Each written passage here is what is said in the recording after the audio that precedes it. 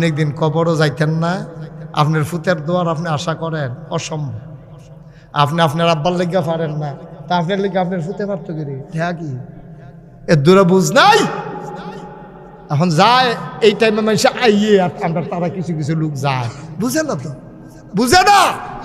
সবাই নামাজের মতো করে বসে, সবাই নামাজের মতো করে বসে।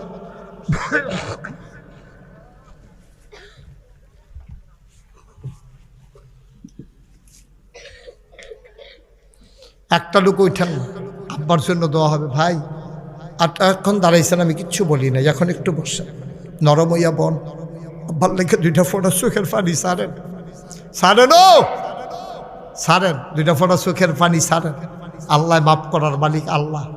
সবাই মিলে বসে, সবাই নামাজের মতো করে বসেন, সবাই আমার সাথে পড়েন, আউযু বিল্লাহি মিনাশ শাইতানির রাজিম।